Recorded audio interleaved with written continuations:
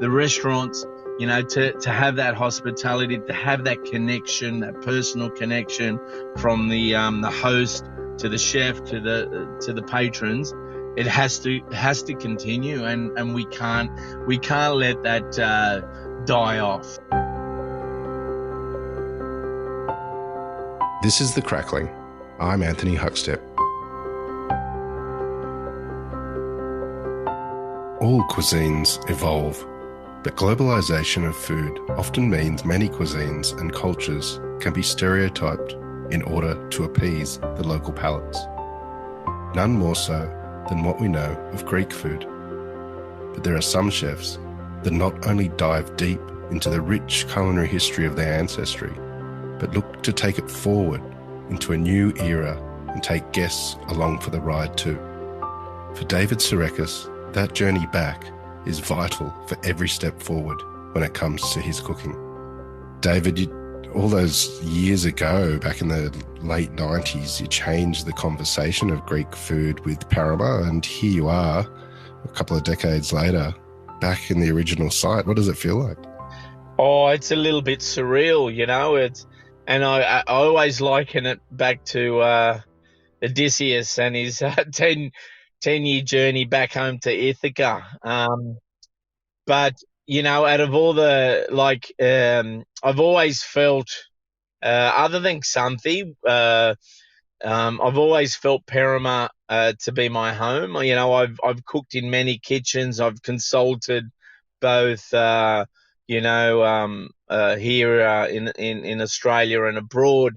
And, there's really no place like home because, I could determine my own future and flavors and palates and change the conversation and be free to change the conversation.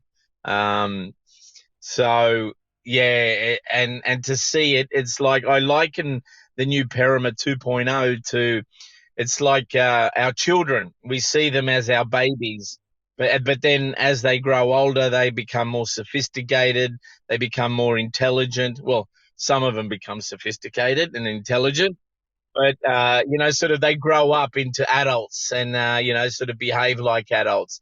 And now I see Perama 2.0 as the adult version of Perama, the original Perama, because it was a very basic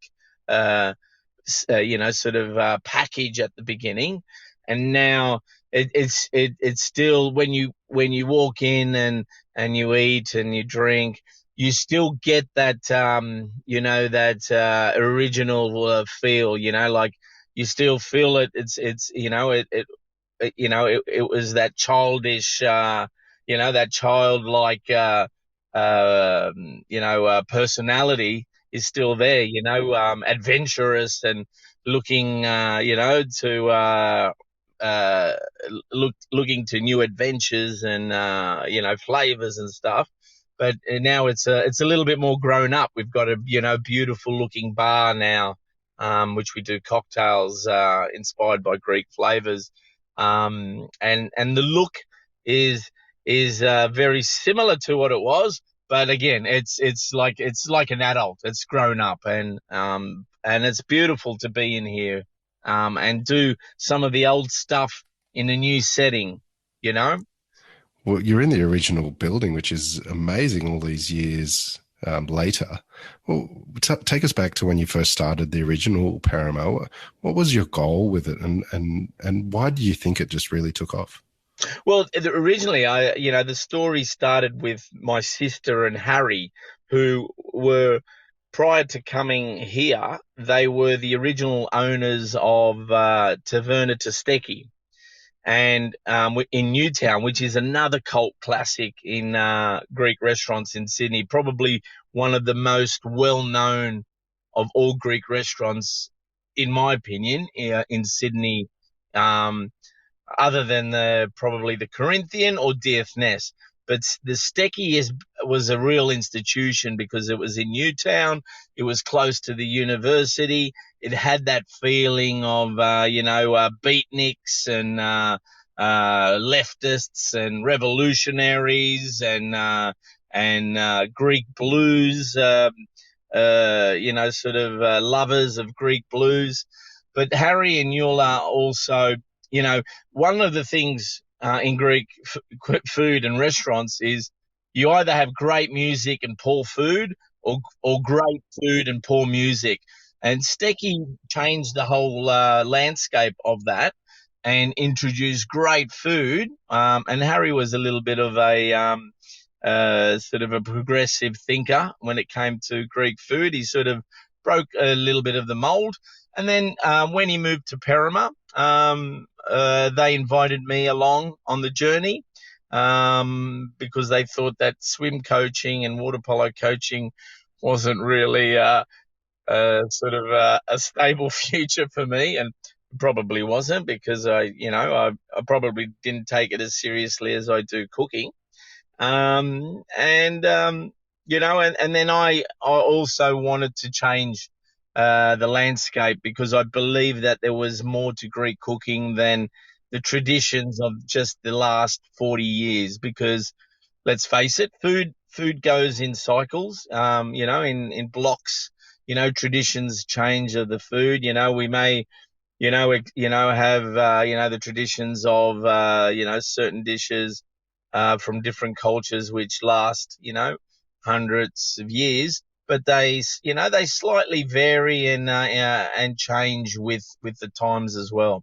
And so that's what I wanted to do here at Perama. I wanted to challenge not my only belief in what Greek food was about, but also challenge everybody who came in to eat, and have them think and talk about it, whether it was controversial or in agreement, or cheering it on. You've made a name for yourself as a wonderfully enthusiastic and abundant sort of cook that just really wears their heart on their sleeve with their cooking. Who were the main influences for you when you started cooking? Well, I looked to my parents because they did it for the love of community, family, and friends. They always cooked because that's the way they thought. It was to nurture their relationships, whether it was their own family, their neighbors, or the greater community, and they did it through food. For me, the style of cooking, I'm pretty much sort of blinkered, and my influence was history, really, because like I was just saying before, a lot of people come, all the Greek migrants who came to Australia in the post-war period, and even before that, in the early 1900s and the late 1800s, the Catherians and the Kazis, a lot of the island inhabitants came to Australia. They were the original migrants, and then later on the mainland came in the post-war period. They brought the traditions of that era and period, and they put it into a bubble, and that bubble never burst. That bubble never changed. While back home at Greece, food was evolving, and really food has been evolving in Greece for the last 6,000 years. We'd be sort of ignorant to think that the food of Greece in the 1900s was individually Greek, but it's a culmination of 1900 years after the fall of the Greek civilization, after the collapse of Alexander the Great's empire, and then further, the sort of the Greek states, the first Hellenic republic collapsed, and then the Romans coming in. We've had masters from the Genoans to the Venetians to the Franks to the Ottomans, and all those cultures have had an influence on the direction and the path of Greek food. The most influence has been the Ottomans, and we can never deny that. It's in all our words that we use. From baklava to moussaka to dolmades to tzatziki, all these things, and as Greeks, we like to have ownership of democracy and mathematics and um, all those things, in which we've had a part in those achievements. But we also have to acknowledge, the influence of these other cultures that have had on Greek cuisine over the last 2,000 years, because it's huge. And so that's been my influence in the kitchen. I wanted to tell the story through all the dishes that I did, in a modern in a modern look, and more refined, a polished sort of plate. At times, I retain a little bit of its sort of its simpleness, its village style feel. But we do need to move forward. Uh, one of my driving quotes and passages was from Plato, who believed to be truly Hellene. A Hellene must live outside their physical, cultural, spiritual, intellectual borders to become a Hellene. And so that's what I try and achieve. So yeah, so I do that with food, and that's how I've reconnected. I also did that to reconnect with my Greek, my Greekness, because I was born here. I grew up in a very sort of a community which was swimming and water polo, which was very. It wasn't ethnically mixed, so to speak. Um, so yeah, and so I missed a lot of growing up, sort of the cultural connections, that the traditions that like my parents and other migrants brought over in the from the early 1900s to the 60s and 70s. There's many dishes that I've tried of yours over the years, but one's always stuck to mind, and you brought up the baklava. But you, in your typical fashion, like to do twist on dishes and explore new ways. Tell us a bit about the pork baklava. So you actually said you need a defibrillator with it, and I agree with you, because it is and again it's a cheeky, again it's one of the big movements in Greek cuisine was in the early 1900s, and I probably he's a big influence on me too, in the way I move. I shift the conversation in the food of Greek food. He came along. His name was Tsirekas. He learnt cooking in France, and he went to the culinary schools in France. And he believed Greek cooking had its roots back in the ancient days, and it was in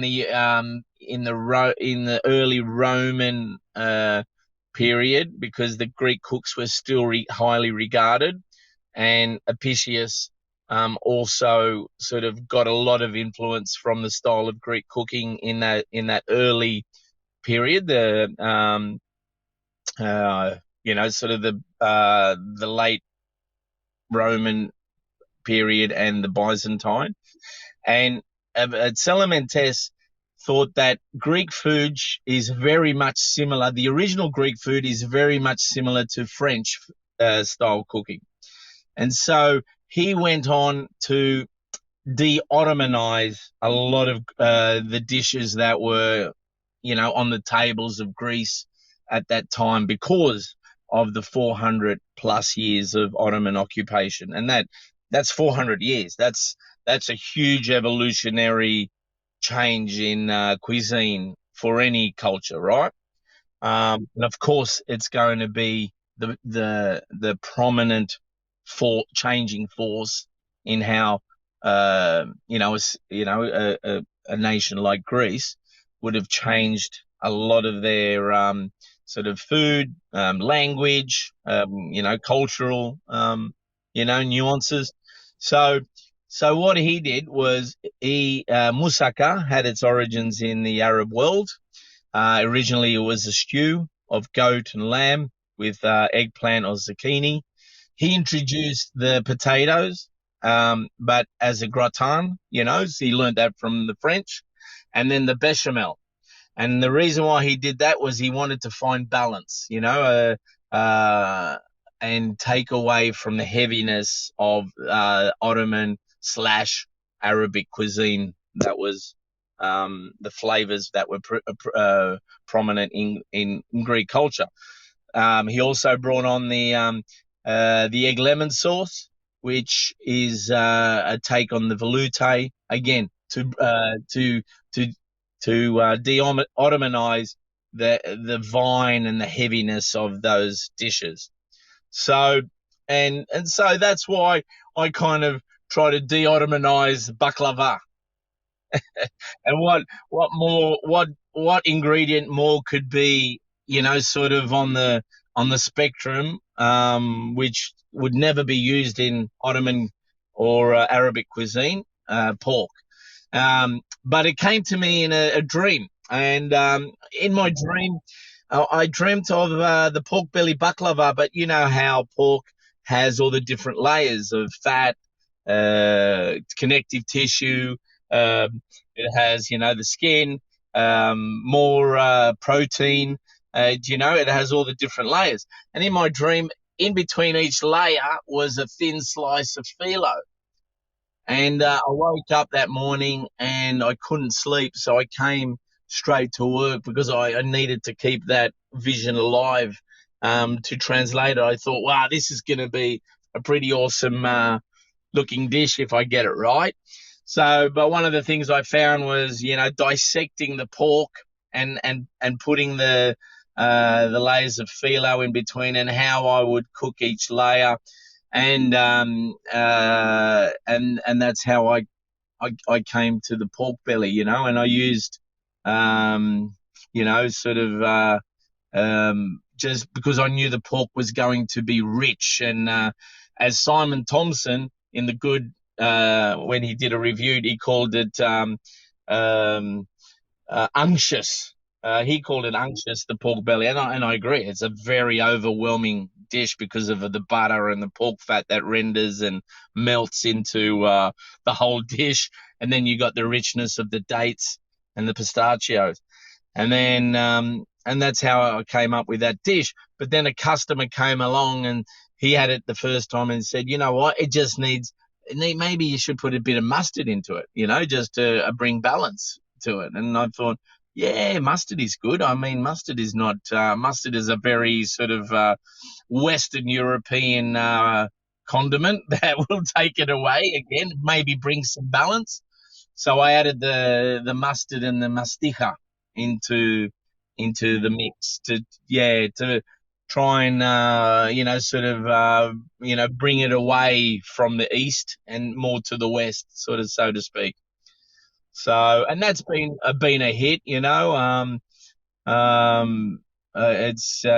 probably everyone was so eager to come back and have it in its original place. And I think, again, having these dishes in the original restaurant seems to have a different experience than when I've introduced it at when I had it at 1821, or Brisbane at the Greek Club, or over in Chicago, or anywhere else that I've introduced the pork belly baklava.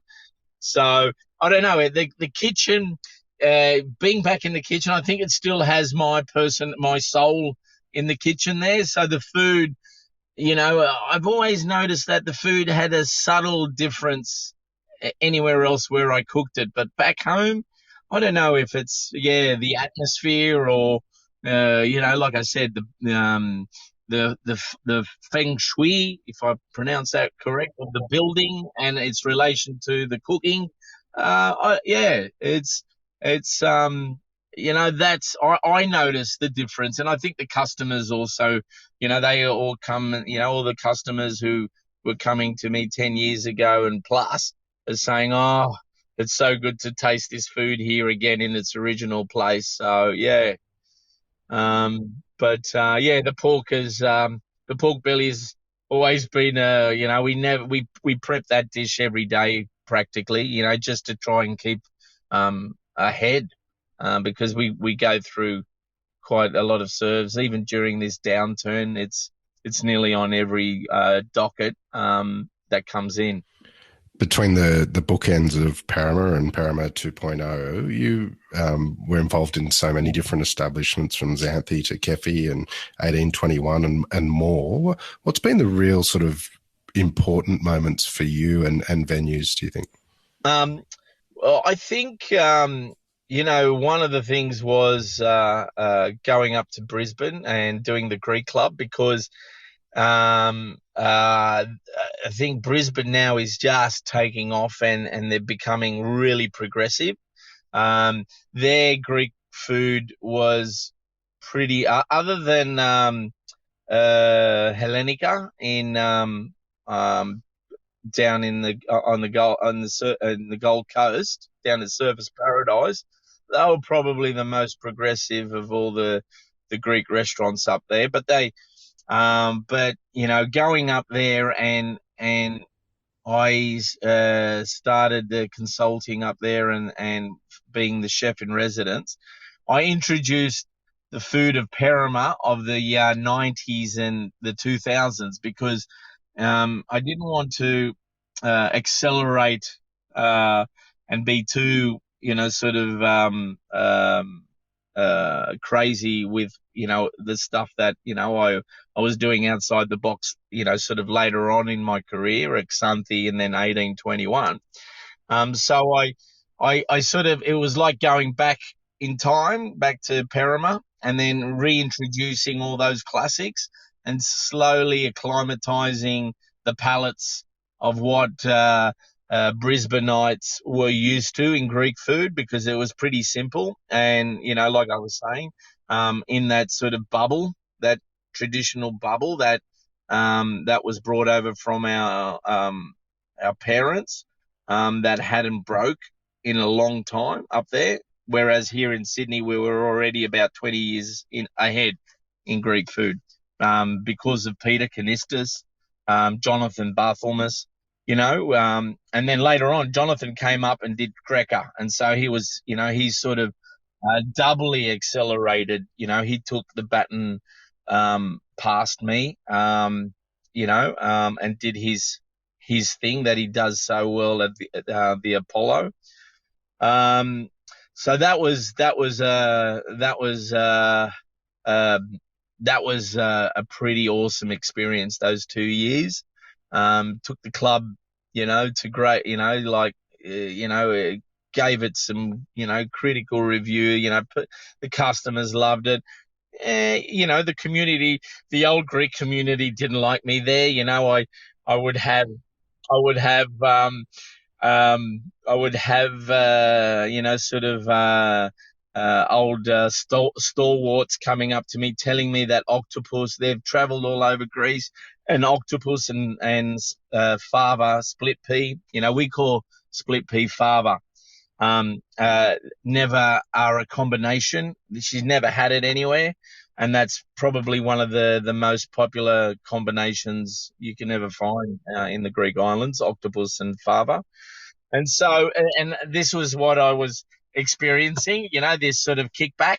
But then the local priest, Father Dimitri, he would defend my honor, and because all the community would go to church, and he would say, give him a chance. And but now, there, because I haven't been up there in 2 years, the community is saying, "Oh, we miss David," and it's nice to hear. I actually miss going up to Brisbane, because I saw a change, and in the 2 years I was there, I saw a change which I've seen over 10 years plus here in Sydney. You know what I mean? So And it was nice. It was, I was welcomed so wonderfully up there, and found a new family and community, and I miss them a lot. I haven't been up there in a couple of years, but they're doing really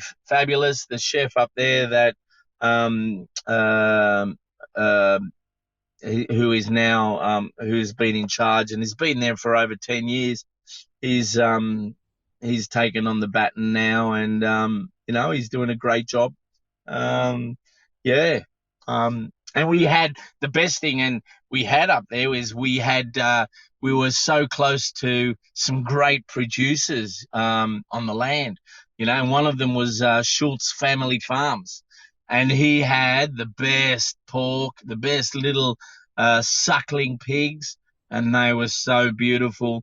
And we would put them onto the rotisserie, and we would have that every weekend.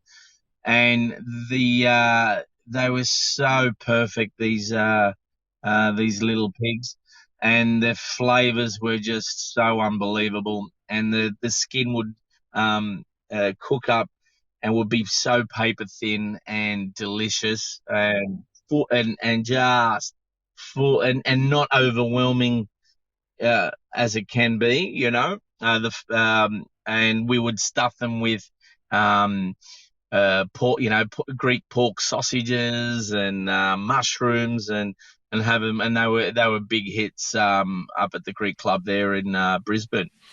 Lots of people's experience of pork with Greek food would be souvlaki. What's the key to a great souvlaki? So yeah, I mean, we always say that we always talk about how lamb and is the special dish Greeks do. Pork is the number one protein in Greece. They eat more pork than lamb is like number five, or is right at the end of the spectrum. But my parents will eat pork. Will have very like they'll cook pork every couple of days. They'll eat smaller portions now because they're in their 90s. But being from the north as well, it's even more consumed. And then it's generally sort of up north. They love to barbecue it, put on charcoals. But for me, a good souvlaki is I like to use the pork neck because it's got the connective tissue through it, a little bit of fat. Sometimes I even use the pork belly and I cut off the skin because and just leave the fat underneath the skin. And because as you cook it, the fat keeps the meat a lot more moist and juicy, and you've got that fat becomes like a Turkish delight, or should I say Greek delight. So it's sweet and salty and juicy. So a good, yeah. So either pork neck or pork belly. I cut the pork belly into small cubes so it cooks fast and quick on a high heat, a very high heat. Just sometimes it just needs just simple salt, a bit of salt as pepper, a little bit of olive oil. You don't need a lot because there is that inherent fat inside both the pork neck and the pork belly, so you're going to get that sort of lubrication from its own juices. A little bit of paprika. I never put oregano on a dry oregano in a marinade or on a raw piece of meat, because when you cook it, it goes bitter and black, and it takes away from its natural flavors. For me, that's another urban legend of using oregano like that. So yeah, and one of the things that I picked up from the boys at Porteño, and I think they do it so well. They make this beautiful when I do a pork on the spit. They make this beautiful lemon and salt sludge, lemon, water, and salt sludge, right? And what it does is it draws out the moisture from the center of the beast to the outside of the beast, and then that salt sort of dehydrates and crackles up good and gives it a beautiful a golden color, crispy crackled skin, right? And again, when we're talking about influences and we're talking about that quote from Plato, I need to live outside my own boundaries and learn from others, to lift, sort of Hellenic cuisine, because we're not perfect. So, and I like introducing Asian influences, South American influences, because I think those two cultures, especially those two regions, um, are very similar to what ancient Greek cooking and early early pre-Byzantine, Roman occupation style, what Greek food was. What are what are some other famous Greek pork dishes that you recall over the years, or even cook? Um, of course, up north, there's a dish, the one that my mother always used to cook. And originally, growing up, I never liked it a lot because of the smell. My dad used to ferment the cabbage in the back, and he always would ferment. My dad would always he would make his own pork sausages using wine, leek, garlic, right? All the very sort of smelly ingredients, right? When you leave them out in the open, he would make the pork sausages, right?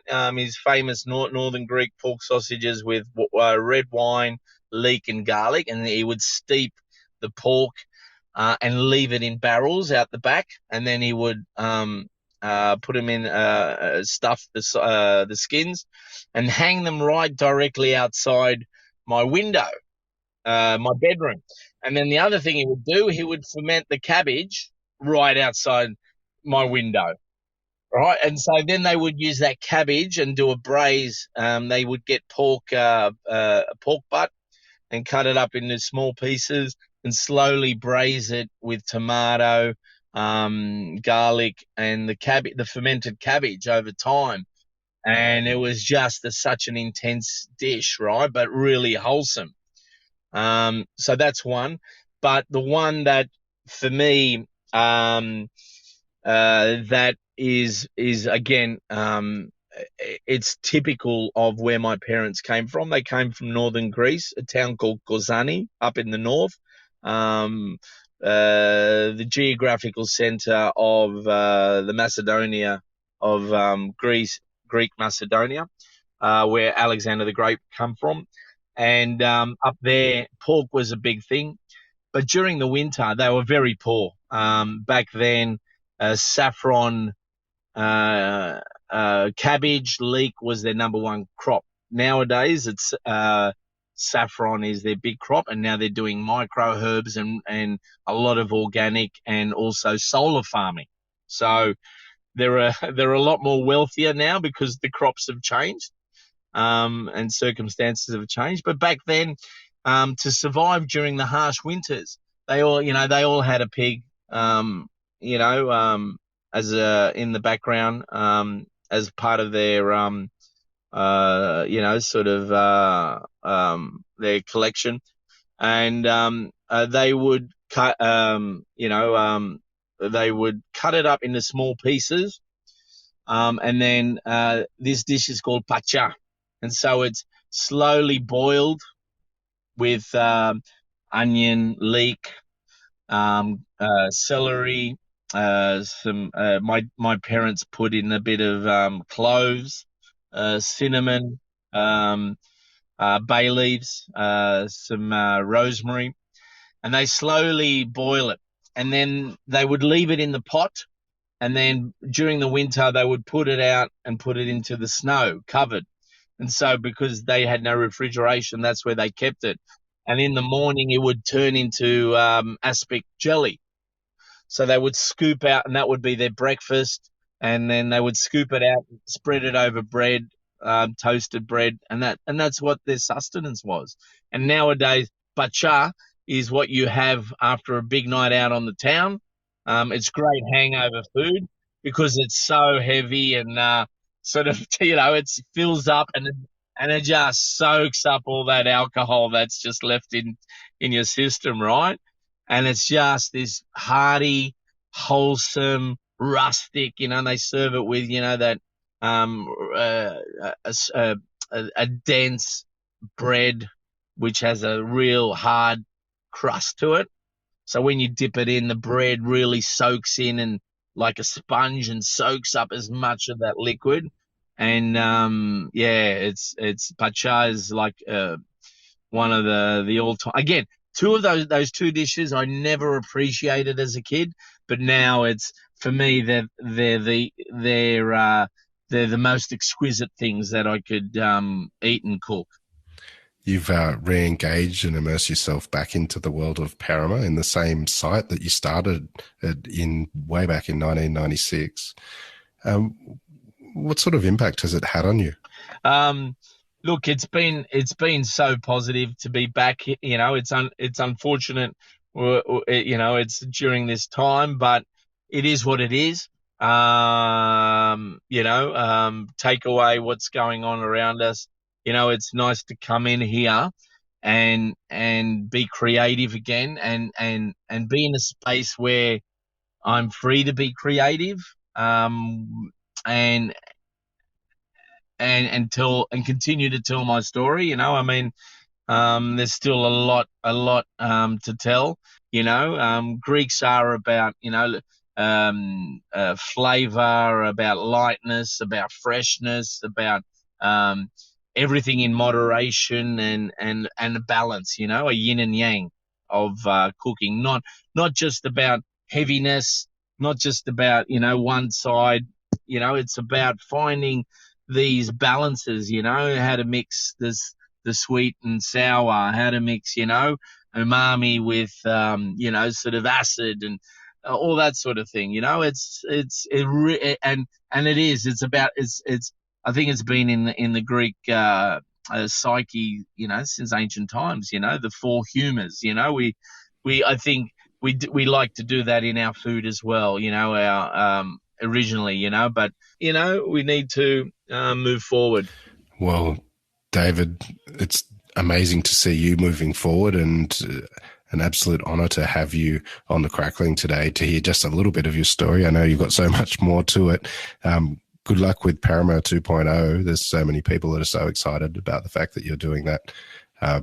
Please keep in touch, and we'll catch up again soon.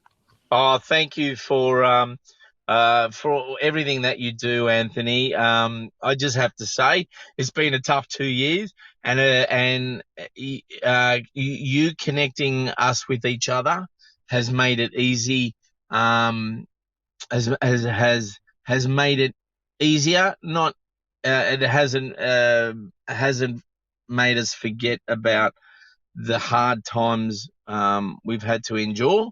But it's inspired by listening to other people's stories. It's inspired us to keep going and motivate us to keep alive the passion of hospitality, because where other industries have I don't want to use that word, have moved or have, what's that word everyone wanted to use? I don't want to use it, but everyone should know, have pivoted, right, to different things.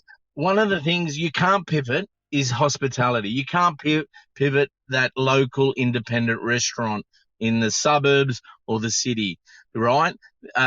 It's something that is, it has gone through time, immemorial, from in ancient times. It never changes, right? The restaurants, to have that hospitality, to have that connection, that personal connection from the host to the chef to the patrons, it has to continue, and we can't let that die off, right? And we really need the community to understand and support the difficult times, the 2 years, and help us get back to where we were 2 years before and support us in all the measures that we put in to make it safe, and just like it was back then during this time. Well, let's hope so, mate. And as ever, it's always a pleasure to catch up with you. Take care, and we'll catch up again soon. Thanks, mate. And looking forward to listening to more tales from many, many more people.